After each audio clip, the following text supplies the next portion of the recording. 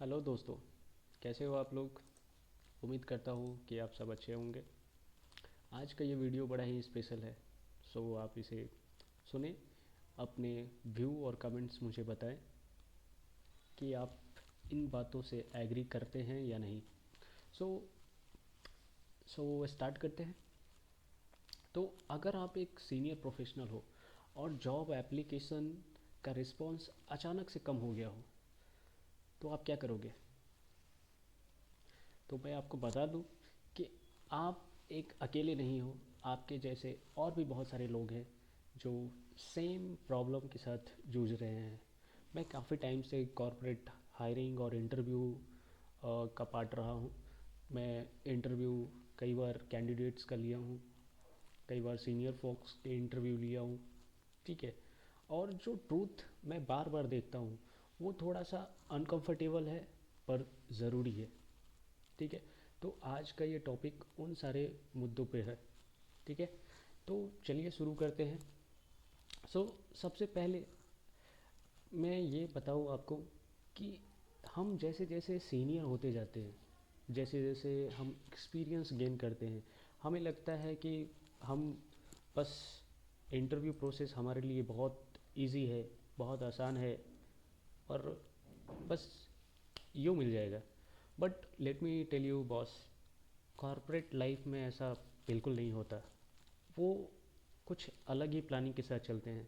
उनके मैनेजमेंट, उनके talent acquisition अलग तरीके से सोचते हैं। सबसे बुरा तो तब लगता है कि जब हम और हमारे जूनियर सेम टाइम पे अगर जॉब स्विच कर रहे हों, और हमारे जूनियर को नए ऑफ़र मिलने चालू हो जाते हैं, but still we are struggle with कि हमें कोई ऑफ़र दे दे। तो इसका प्रॉब्लम क्या है एक्चुअली। एक्चुअली में इसका प्रॉब्लम क्या है। मैं आपको ये सारी चीज़ें शेयर कर रहा हूँ, ये सारे इंफॉर्मेशन आपके साथ साझा कर रहा हूँ, जो मेरा पर्सनल ओपिनियन है या जो मैंने ऑब्ज़र्व किए हैं इतने टाइम में अपने करियर में, अपने एक्सपीरियंस के दौरान। बेसिकली ऐसा नहीं है कि हम जब सीनियर होते हैं तो हमारे टेक्निकल्स नॉलेज अपग्रेड नहीं होते, या हम टेक बैकग्राउंड में इतने गुड नहीं होते, या हमारे पास अच्छे प्रोजेक्ट एक्सपीरियंस नहीं होते, या हमारे पास क्लाइंट कम्युनिकेशन, इन सभी चेक मार्क्स में हम बिल्कुल 100% फुलफिल बैठते हैं। बट स्टिल हमें कई बार फेस करना पड़ता होगा। हो सकता है आपने भी ये फेस किया हो कि आपने इंटरव्यू दिए, सब कुछ अच्छा गया हो, आपके L1 round, L2 round, coding round, managerial round, but still at the time of कि जब आपको ऑफ़र मिलना होता है वहाँ पे या तो HR से साइलेंस, या फिर आपको आपको कोई रिस्पांस नहीं मिलते, और हम बस वेट करते रहते हैं, या फिर उसे इग्नोर कर कर किसी और इंटरव्यू के लिए प्रिपेयर्ड होते हैं। ठीक है। तो प्रॉब्लम प्रॉब्लम कहाँ पे है। सो मेरे हिसाब से जब इंटरव्यू होते हैं तो इंटरव्यूअर के दिमाग में, स्पेशली खास करके ये सीनियर फोक्स के लिए है, जो आप 5 से 10 ईयर के एक्सपीरियंस या एबव डैट, जहाँ भी हो आप हो उस चीज़ में लेकर, मैंने क्या ऑब्ज़र्व किया है कि जब कोई सीनियर इंटरव्यूअर इंटरव्यू लेता है तो उसके उसके दिमाग में 3 सवाल चलते हैं। सबसे पहला कि क्या मैं इस बंदे के जजमेंट पे ट्रस्ट कर सकता हूँ। दूसरा, ये बंदा डिसीज़न क्वालिटी बढ़ाएगा या कंफ्यूजन लाएगा। And third one is most important, कि अगर ये गलत कॉल लेगा तो मैं रिस्पॉन्सिबल हूँगा इस चीज़ के लिए या नहीं। ठीक है। और जब रिज्यूम या कन्वर्सेशन इन सवालों के जवाब नहीं देते तो इंटरव्यूअर के पास एक सेफ्टी रास्ता होता है, सेफ वे होता है, और वो होता है move on. Move on it means हमारे रिज्यूमे को स्किप कर दिया जाता है। सो बेसिकली इसका मतलब ये नहीं है कि साइलेंस दिखाने का कि हम टेक्निकल फिट नहीं है। Silence is not a type of a rejection. Silence sometimes it's behave like uncertain thing, क्योंकि अल्टीमेटली बहुत सारे ऐसे पैरामीटर होते हैं जब हमें सब कुछ अच्छा चल रहा होता है but still we are not get whatever we are deserve. So इन सब चीज़ों में एक और भी चीज़ें हैं कि सीनियर रिज्यूम का सबसे बड़ा प्रॉब्लम क्या है। आपने भी ये फेस किया होगा। आपके हिसाब से क्या होता है, प्लीज़ आप मुझे कमेंट करके बताएं। जो मेरा ओपिनियन है मैं वो शेयर करता हूँ। सो मेरे ख्याल से सीनियर प्रोफेशनल कैंडिडेट्स के रिज्यूम का सबसे पहला प्रॉब्लम है, वेरी फर्स्ट, वो ये है कि सीनियर प्रोफेशनल अपने रिज्यूम में परफॉर्मेंस रिव्यू जैसे चीज़ें लिखते हैं। परफॉर्मेंस रिव्यू जैसे work with stakeholder, aligning team, ensured smooth delivery and blah blah blah all those things. But देखा जाए तो ये लैंग्वेज इंटरनली इम्पैक्ट डालता है, not externally. What does it mean कि ये इंटरनल ऑर्गेनाइजेशन में जब आप टीम शिफ्टिंग करते हो या प्रोजेक्ट एक प्रोजेक्ट से दूसरे प्रोजेक्ट में मूव ऑन करते हो, वहाँ पे ये चीज़ें इम्पैक्ट डालता है। क्योंकि आपने जो एफ़र्ट दिया है वो एफ़र्ट आपके लेवल पर या तो आप समझ सकते हो, या आपके सीनियर मैनेजर समझ सकते हैं, या आपके जो लाइन मैनेजर है, ठीक है। लेकिन कोई एक्सटर्नल रिक्रूटर जहाँ पे आप जॉब के लिए अप्लाई कर रहे हो, वो इतना आपके रिज्यूम को देखते हुए इतना नहीं समझ सकता है। एफर्ट एफर्ट पे जजमेंट जूनियर लेवल पर लिए जाते हैं, ठीक है। सीनियर प्रोफाइल के साथ क्या एक्सपेक्टेशन होते हैं, आई बिलीव कि सीनियर प्रोफाइल में हमेशा ये चीज़ें देखा जाता है कि how I am choosing the right thing,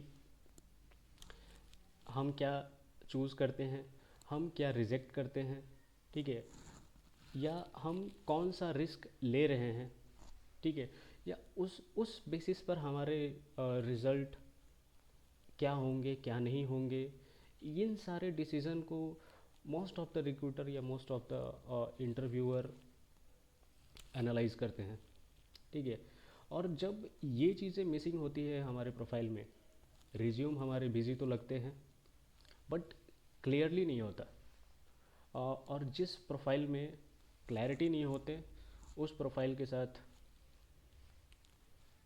all we know talent acquisition team move on कर जाती है और हमारे प्रोफाइल को स्किप कर दिया जाता है, ठीक है। एक और चीज़ है, मैं स्पेशली उन बंदों के लिए ये बता रहा हूँ जो लॉन्ग टेनर से वर्क कर रहे हैं सेम ऑर्गेनाइजेशन में, ठीक है। कई बार हम ऐसा सोचते हैं कि हम एक ही कंपनी में वर्क कर रहे हैं 4 ईयर 5 ईयर या मोर देन डैट, तो हमें लगता है कि हम सेफ़ हैं, सिक्योर हैं, ठीक है।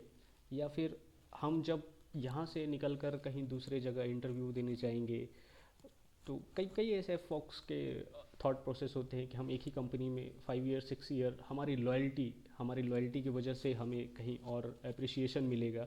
Definitely you will get that appreciation, but not in terms of sometime it could impact your job profile, sometime it could be impact on your salary। अलग अलग पैरामीटर होते हैं बॉस, ठीक है। तो ये मेरे ख्याल से एक बहुत ही बहुत ही अहम मुद्दा है। कई बार इन पे चर्चा नहीं होते, कई बार इन पे लोग डिस्कस नहीं करना चाहते, ठीक है। कि जब तुम एक ही कंपनी में काफ़ी टाइम रहते हो, तुम्हारा काम कंटेक्स्ट हैवी हो जाता है, नो डाउट। तुम समझते हो कि तुमने क्या किया, तुम्हारा मैनेजर समझता है कि तुमने क्या किया, तुम्हारा स्किप लेवल समझता है कि तुमने क्या किया, पर रिक्रूटर जो 10 सेकेंड में आपके रिज्यूमे देखता है और वो समझ नहीं पाता what ever you have done in your past. अब जब वो समझ नहीं पाता तो वो सेम प्रॉब्लम वो मूव ऑन कर जाता है। तो इसका सॉल्यूशन क्या है, इन सारे प्रॉब्लम्स की सॉल्यूशन क्या है, हम किस तरीके से अपने आप को प्रिपेयर करें ऐसे प्रॉब्लम से ओवरकम करने के लिए। सो व्हाट आई बिलीव कि इसका मतलब ये नहीं है कि मार्केट में जॉब नहीं है, या मार्केट ख़राब है, या मार्केट अब पहले जैसा नहीं है। ठीक है, सभी चीज़ें टाइम के अकॉर्डिंग चेंज होती रहती हैं। आज के डेट में हम जिस तरीके से अपने प्रोफाइल या रिज्यूमे बिल्डिंग करते हैं, ठीक है, हमें ये समझना पड़ेगा, हमारे प्रोफाइल, हमारे रिज्यूम बिल्डिंग के तरीक़ों को बदलना पड़ेगा, हमारे लिंक्डइन प्रोफाइल को हम जिस भी तरीके से अरेंज करते हैं, इन सब चीज़ों को हमें चेंज करना पड़ेगा। और चेंज हम किस तरीके से कर सकते हैं? हमें हमें ये क्लैरिटी के साथ होना चाहिए कि मैं कौन हूँ और किस लेवल पे हूँ। ठीक है, शिफ्ट करना पड़ेगा बॉस, ऐसे चीज़ों में शिफ्ट करना पड़ेगा।